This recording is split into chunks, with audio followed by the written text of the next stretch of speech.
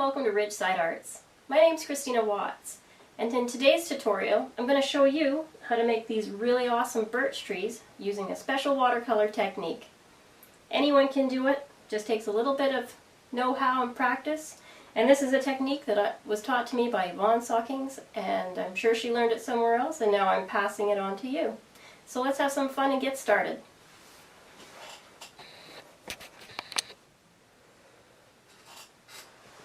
So let's review the supplies that we're going to need for this tutorial. You're going to need about 140 pound cold press Arches watercolor paper, or at least a heavier weight watercolor paper, a good one that will absorb the paint properly.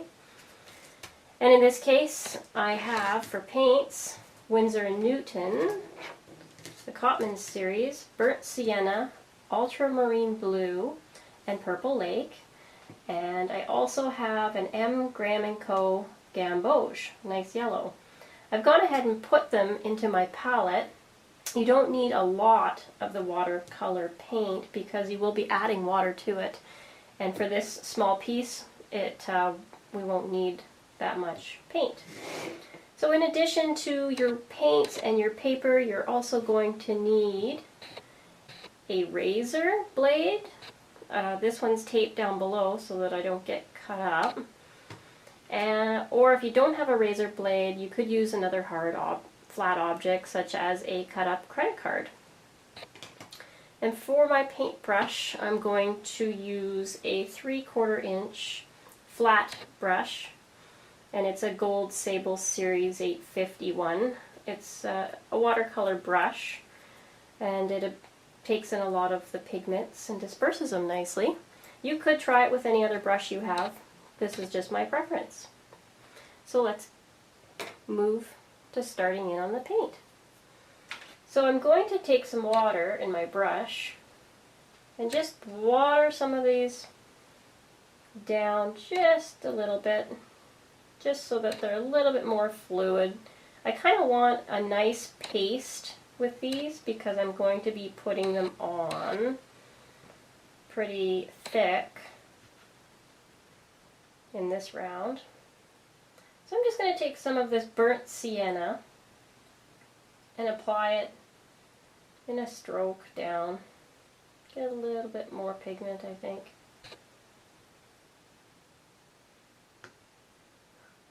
And maybe I'll have another tree over here. Let's do it that way. Now you want to go fairly quickly because you don't want this to completely dry on you. So I'll take some Purple Lake next, I think. And I'll put it right up here in the middle, just because I like doing 3 colors, and that's because Yvonne showed me with 3 colors, and it kind of looks neat. And now I'm going to go into that nice yellow gamboge. Oh, see, I've muddied it a bit. That's okay. They're going to be mixing together anyways.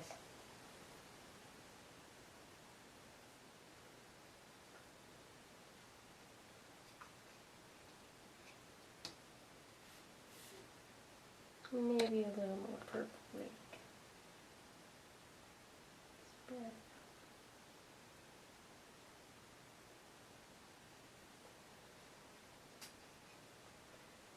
So I'm going to let those run into each other for a bit. You can tilt it up and move the colors around. It's a fun thing with watercolor is to just pick up the paper and just hold it so that the colors blend in nicely. And just when it's at a nice, not totally dry sheen, like you want it to be workable still, but somewhat dry, we'll get the French Ultramarine Blue ready.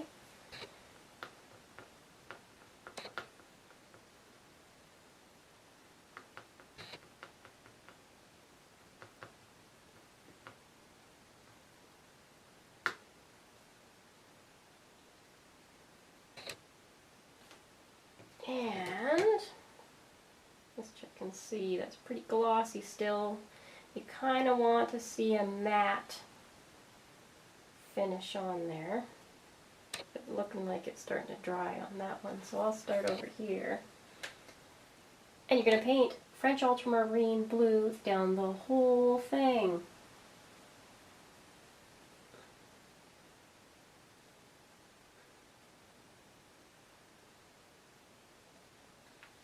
Looks like that side could be ready.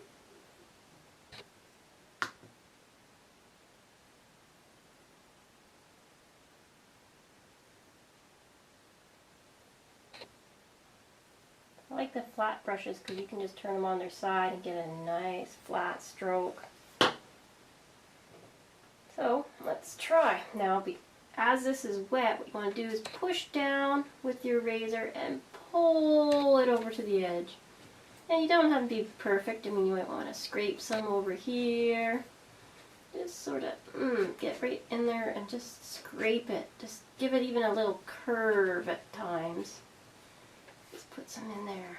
And it's okay if the paint flows back in, and it's going to want to flow back in, and that's okay because it'll add to the effect. Now you're going to want to just go down and do it all perfect, but that doesn't make for a very nice tree. And you can even use the tip of your razor to just scrape in a few marks. Run it back even. You can go backwards if you want. And don't worry about the paint mudding up and going away because it'll come back in anyways. So let's try this one. Maybe what we'll do is we'll even use the credit card one and see how that goes. And you just want to, just when you do it, take it and bend it. Just kind of, don't rip into the paper, just enough to just push that paint and pull it over to the other side.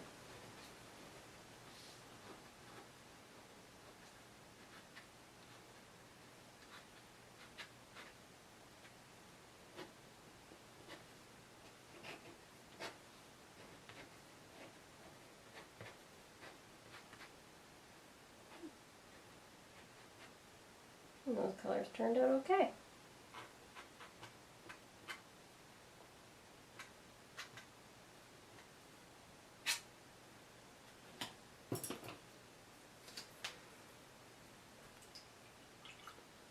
And you can totally let that dry, and then later on if you want, you can mix some more colors and go back in, make yourself a nice gray, maybe the French ultramarine blue with the burnt sienna. And just etch in some tree branches.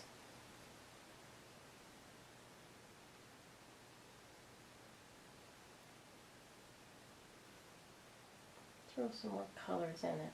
Why not?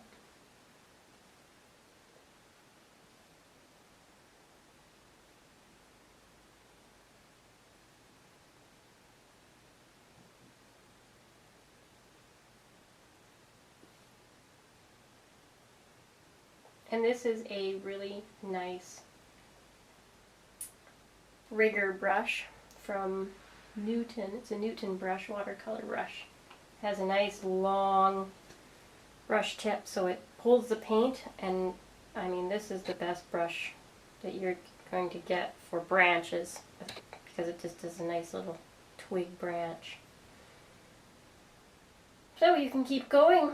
And you can even do a background first and then put the trees in. Maybe if you do that on watercolor paper, do a couple strips of masking tape, do a nice background, take the masking tape off, and then put in your trees. And you can fiddle with them for as long as you want.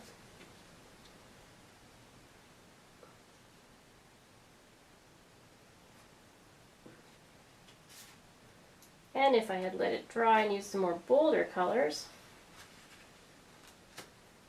and in this case I only took it over so far, the French ultramarine blue, and it turned out fantastic. So I hope you enjoyed that tutorial. I'm going to end this one here. I hope you had fun and make some really cool pieces yourself, and if you do, I would love for you to post them or email them to me. It's always cool seeing what other people have come up with. So yeah, thanks for watching. I'm Christina Watts of Ridgeside Arts. Feel free to subscribe to our newsletters, like us on Facebook, find us on Pinterest, and Google Plus, and all the other new media outlets that are coming soon. Good night.